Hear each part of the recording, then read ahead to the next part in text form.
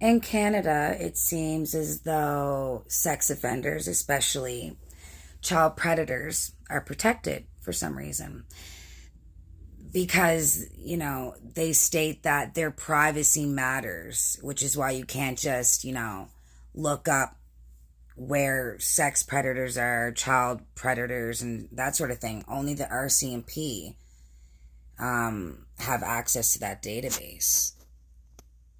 In the States, you can literally look up where all these sex predators are, but in Canada, you cannot. Only the RCMP can. And as you can see here, people on the Canada Sex Offender Registry or the Sex Offender Registry Ontario do not need to notify their neighbors that they are a sex offender on the list. Where are all the people who are protecting these children?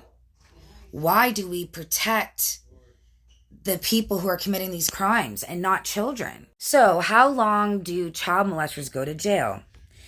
In Canada, from what I've witnessed, they literally only get a slap on the wrist. As you can see here, they don't get more than 10 years in prison, but mainly they do a few months to a year in jail. After ruining a child's life that is going to affect them for the rest of their days, they get less than 10 years. And in most cases, they only get a few months. In Canada has freed serial molesters, child torturers, child rapists, child pornographers, and even child murderers, sometimes with horrific consequences. This piece of poop right here, Randall Hopely snatched a 3-year-old from his second floor bedroom in Sparwood, BC.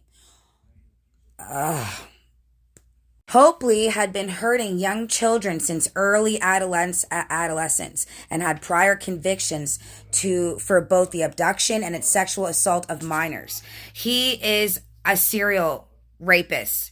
And in many of these cases and instances, these individuals, these sickos, they just get a slap on the wrist and they're allowed to do it again. And then they're freed into Halifax, Nova Scotia mainly, but in Canada. It's important that we protect our children at all costs.